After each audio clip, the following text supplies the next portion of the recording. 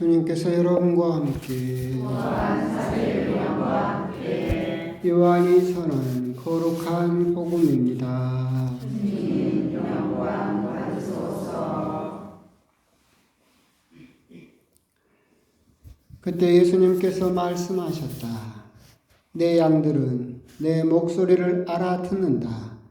나는 그들을 알고 그들은 나를 따른다. 나는 그들에게 영원한 생명을 준다. 그리하여 그들은 영원토록 멸망하지 않을 것이고 또 아무도 그들을 내 손에서 빼앗아가지 못할 것이다. 그들을 나에게 주신 내 아버지께서는 누구보다도 위대하시여 아무도 그들을 내 아버지의 손에서 빼앗아 갈 수 없다. 아버지와 나는 하나이다. 주님의 말씀입니다. 그리스도님 참여합니다.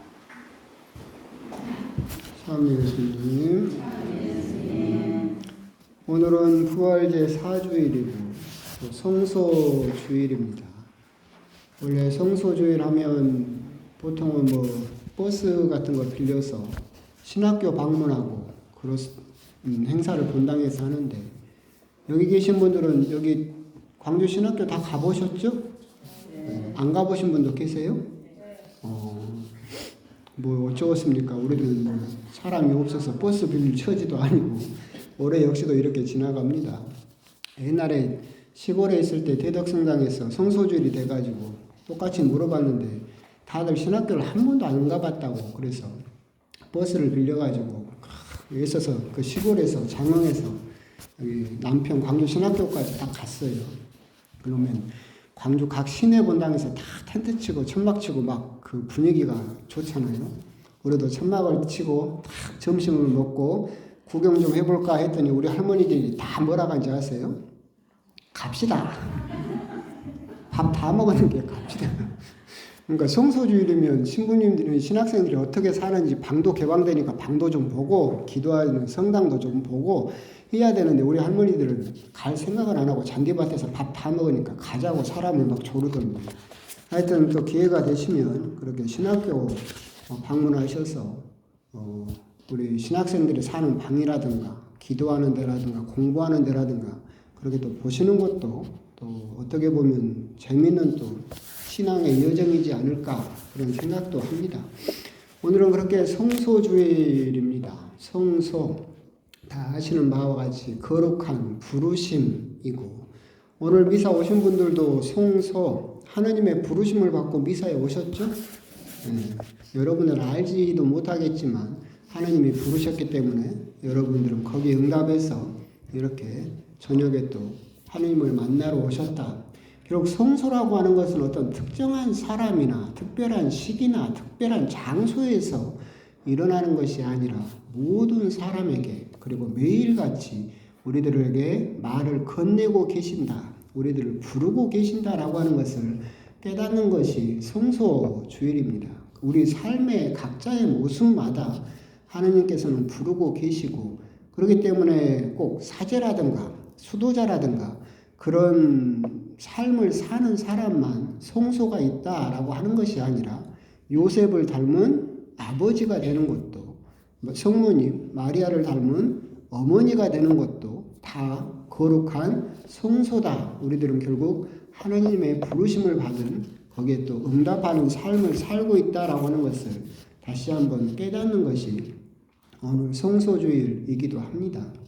하지만 오늘 성소주일이라고 또 따로 딱 이렇게 지정한 것은 그 수많은, 그리고 또 각양각색의 하느님의 부르심 중에서도 사제와 수도자라고 하는 어떻게 보면 특별한 부르심에 대해서 또 우리가 생각을 하고, 거기에 또한 우리가 또 도움을 주고 조금 더 많은 젊은이들이 그 길을 선택할 수 있도록 또 기도하고 후원해야 되는 것을 또 우리가 생각해 보아라 라고 하는 의미에서 오늘 성소주일이 있다라고 생각하시면 되겠습니다.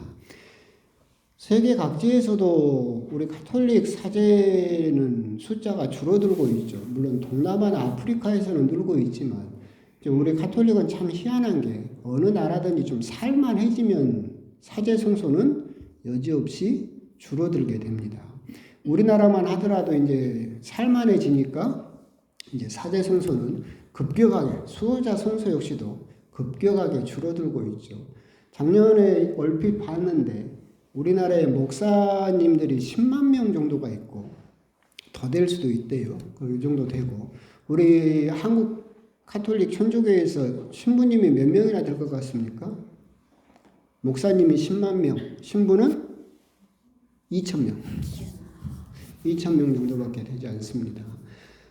심각한 것은 서울 대교구만 해도 작년에 사제 신학교 입학한 신학생이 5명.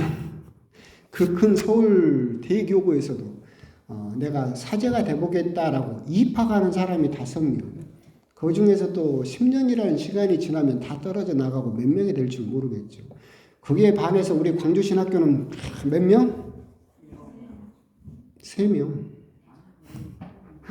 작년에.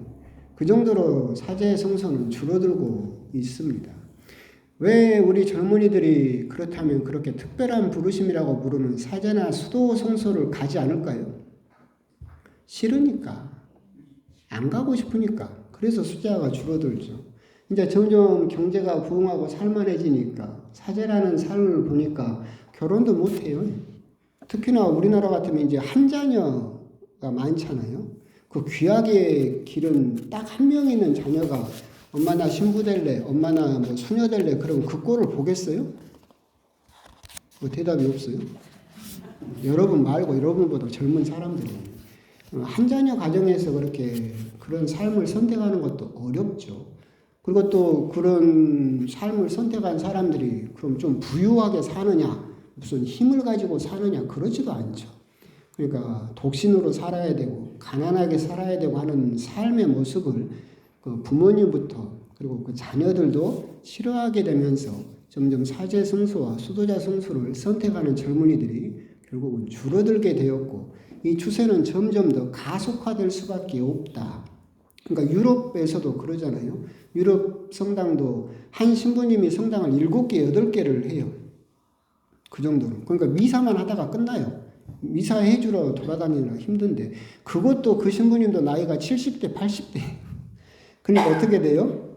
신부를 꼬아요.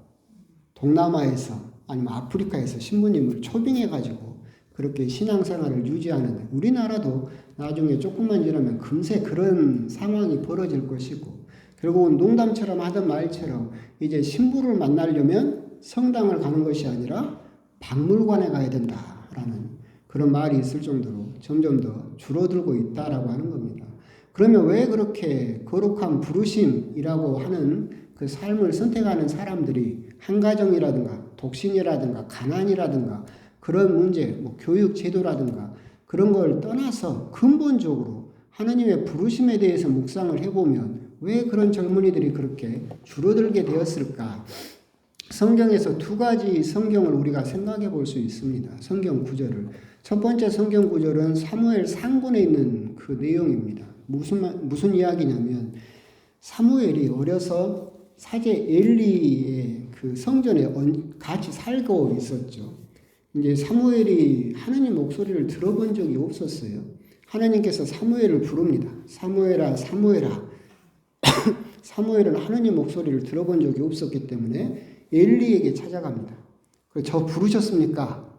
그러니까 그 늙은 사제였던 엘리는 부른 적이 없었기 때문에 나는 너를 부른 적이 없다. 그래서 사무엘은 또 가서 잠을 자죠. 하나님이 또 부릅니다. 사무엘아, 사무엘아. 또 일어나서 엘리를 찾아갑니다. 하나님 목소리를 들어본 적이 없었으니까. 이걸 3번 반복합니다. 그제서야 엘리가 눈치를 채고 사무엘아, 사무엘아 또 부르면 주님 저 여기 있습니다라고 대답해라.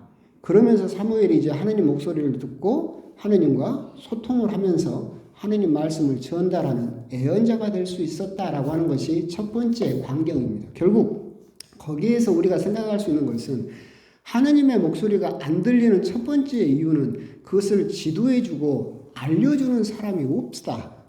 그렇죠? 사무엘 같은 위대한 애언자도 하나님 목소리를 들어본 적이 없었기 때문에 엘리가 가르쳐주지 않았으면 그 목소리가 하나님 목소리라는 것을 몰랐을 거예요. 우리 자녀들이 그 거룩한 그 부르심의 길을 선택하지 못하는 첫 번째 이유는 그 길을 알려주는 사람이 없기 때문에 그렇다. 그러면 왜 그렇게 없을까라고 생각을 하면 여러 가지 이유가 있겠지만 간단하게 또 생각을 해보면 두 가지가 있습니다. 즉 무언가를 차지한다, 무언가를 갖는다라고 하는 것은 두 가지 방법이 있어요. 첫 번째는 그것을 힘으로써 차지함으로써 얻는 방법이 있죠. 그리고 두 번째 방법은 뭐예요? 무언가를 버림으로써 얻는 방법이 있어요. 그러니까 무언가를 차지해서 얻는 방법은 뭐예요? 내가 좋은 대학을 나오고 좋은 직장을 갖고 엄청난 권력을 갖고 명예를 가지면 다른 사람 것을 빼앗아서라도 내가 차지해서 얻을 수 있죠. 이게 우리 부모님들이 자녀들에게 가르치는 거죠. 우리 자녀들이 사춘기에 들어서 엄마한테 물어봐요. 엄마, 하느님은 계셔? 엄마, 하느님이 계시다면 왜 저렇게 가자지구나 이런 데서 사람들이 죽어? 그럼 우리 어머니는 뭐라고 대답합니까? 쓸데없는 생각하지 말고 가서 영어 단어 하나 더 외워야. 이렇게 결국은 누군가를 힘으로써 더 좋은 대학에 들어가서 더 높이 올라가서 그걸 차지해서 얻으라는 것을 가르치고 있죠. 무언가를 버림으로써 얻는 방법은 뭐냐면 쉽게 생각하면 그런 것도 있습니다. 집에 있는 쓸데없는 물건을 버려야 공간이 나죠. 그러면 그 공간에서 우리가 발뻗을 수 있는 것처럼 내 마음속에 있는 미움을 버려야 우리들은 자유를 얻을 수 있죠. 무언가를 버림으로써 얻는 방법도 있어요. 우리 순교자들도 그랬죠. 생명을 버림으로써 뭘 얻었어요? 하느님 나라를 얻었죠. 그런데 우리 부모님들은 우리 자녀들에게 무언가를 버림으로써 얻는 방법을 가르칩니까? 안 가르칩니까? 안 가르쳐요. 그래서 우리 아이들은 그 목소리를 들어본 적이 없어요. 무언가를 힘으로, 좋은 대학으로, 학벌로, 그걸로 차지해서 뺏기만을 가르쳤기 때문에 우리 아이들은 무언가를 버림으로써 얻을 수 있는, 그래서 세상의 삶을 버림으로써 걸어갈 수 있는 사제라는 그 길이 있다라고 하는 것을 들어보지를 못했다. 그렇기 때문에 하느님이 아무리 불러도 우리 아이들이 대답할 방법이 없다. 그게 하느님의 목소리다라고 가르쳐주는 사람이 없기 때문에 그렇다. 두 번째 광경은 어디 나오느냐면 열왕기 상군에 나오는 여러분도 잘 아는 엘리야 이야기입니다. 엘리야가 이제 그 바알의 예언자들을 죽이고 열심히 도망가죠. 호렙산까지 40주야를 도망칩니다. 그래서 죽을까봐 동굴에 숨어 있었어요. 그때 하느님이 부릅니다. 그러면서 어떻게 부르시냐면 큰 바람이 입니다. 그래서 이 바람이 얼마나 크냐면 바위가 부서질 정도로 큰 바람이 불었다. 근데 큰 바람 속에도 하느님은 계시지 않았다. 그 다음에 지진이 쳤어요. 땅이 흔들리고 지진이 났어요. 지진 속에도 하느님은 계시지 않았다. 하늘을 태울 듯한, 산을 전부 태울 듯한 큰 불이 났어요. 그 큰 불 속에도 하느님은 계시지 않았다. 하느님은 조용하고 여린 목소리로 엘리야를 부르셨다. 그러니까 조용하고 여린 목소리 안에 하느님이 계셨다. 우리가 생각할 때 하느님이 나를 부르면 지금처럼 마이크 대놓고 크게 좀 불러줬으면 좋겠어요. 아야! 정신 좀 차려야. 그 길 아니다. 그런데 하느님은 그렇게 큰 소리 안에 계시지 않는다. 조용하고 여린 목소리로 우리들을 부르고 계신다. 그 조용하고 여린 목소리를 들으려면 어떻게 해야 되겠습니까? 우리가 조용해져야 됩니다. 그런데 우리들은 TV에 둘러싸여 있고 유튜브에 둘러싸여 있고 무슨 쇼츠에 둘러싸여 있고 틱톡에 둘러싸여 있고 너무나 시끄러운 소리에 둘러싸여 있어요. 하루 온종일 그렇게 너무나 큰 소리에 둘러싸여 있으면 조용하고 여린 목소리로 건네시는 하나님의 목소리가 들리지 않는다. 그렇기 때문에 옛날에도 말씀드렸었잖아요. 신학교에 딱 입학하면 7년 동안 매일같이 하는 게 저녁 8시부터 아침 8시까지 대침묵입니다. 말하면 안 됩니다. 음악도 들어서는 안 되고 TV 시청 같은 건 아예 TV가 없으니까 모든 것을 다 닫아버린 침묵도 대침묵을 지키게 합니다. 그걸 매일같이 7년 동안 합니다. 그걸 하는 이유가 뭘까요? 연습시키는 겁니다. 네가 조용하지 않으면 네 스스로 조용해지지 않으면 조용하고 여린 목소리로 건네는 하느님의 목소리를 들을 수가 없다. 우리 젊은이들이 하느님의 목소리를 듣지 못하는 두 번째 이유, 그것은 너무나 주변이 시끄럽기 때문에 그렇다. 그리고 자기 자신이 침묵하는 법을, 조용한 시간을 갖는 법을 한시도 갖지 못한다. 우리 아이들은 누워서도 뭐합니까? 핸드폰 보죠?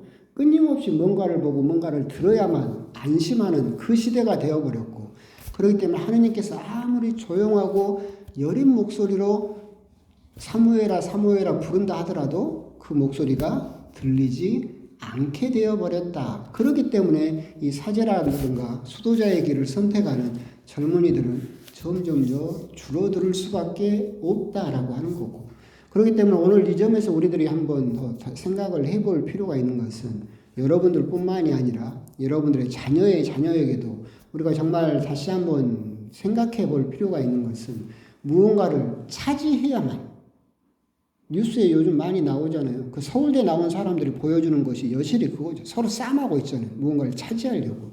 그 모습이 정답이 아니다. 반대의 모습도 있죠.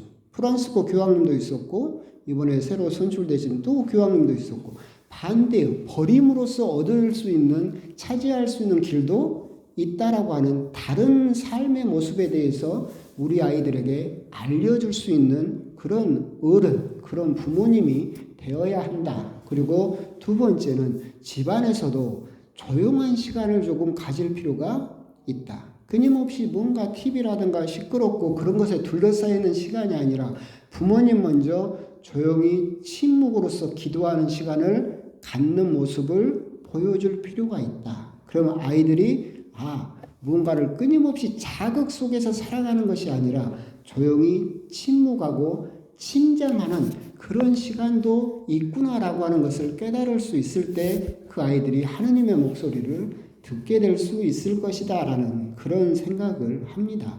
오늘 성소주일 사실은 굉장히 좀 심각한 이야기입니다. 개신교하고는 다르게, 개신교는 다른 차원이니까 그건 다른 문제이고, 우리 가톨릭 교회는 철저하게 사제 중심적입니다. 왜 사제 중심적이냐면 우리 가톨릭 교회는 2000년 넘게 가장 전례라든가 신앙의 핵심이 뭡니까? 미사입니다. 미사 중에서도 뭡니까? 성체입니다. 그럼 성체를 축성하는 사람은 누굽니까? 사제로. 그렇게 우리들은 가톨릭이 유지되어 왔습니다. 근데 개신교처럼 말씀 중심이 아니라 이렇게 성체 중심으로 우리들은 교회가 이어져 왔었고, 개신교는 물론 16세기에 떨어져 나갔다고 몇백 번 이야기했으니까 2000년 동안 우리들은 성체를 중심으로 한 신앙을 이어져 왔는데, 이 성체를 축성하는 사람이 점점 더 없어지고 있다라고 하는 것은 사실은 우리 가톨릭의 가장 큰 위기로서 닥쳐올 수밖에 없다라고 하는 점, 그런 점 우리들이 한국 천주교회에는 특히나 아까 말씀드린 바와 같이 이쪽은 10만 명이고 해년마다 늘어나고 있고, 우리 가톨릭 교회는 2,000명인데 해년마다 줄어들고 있다. 그런 부분에서 우리 역시도 성소에 대한 관심은 또 끊임없이 가져야 될 필요가 있고, 그리고 또 그러면서도 또 그런 생각은 있죠. 남의 집 아들이 신학교 간다고 하면 참 좋은 일이죠. 거룩한 선택을 했구나. 우리 집 자식이 신학교 간다고 하면 때려 죽일 일이죠. 그런 생각에서부터 조금 벗어나서 우리들이 거룩한 길을 걸어갈 수 있는 젊은이들을 항상 우리부터 키워낼 수 있고 우리부터 양성할 수 있는 그런 가정들이 되었으면 좋겠다. 그래서 오늘 말씀드린 바와 같이 두 가지 성경의 모습, 사무엘과 엘리야의 모습을 보면서 조금 더 하느님의 목소리를 들을 수 있는 그런 기회를 제공하는 우리 신자 여러분들이 되셨으면 좋겠습니다. 아멘.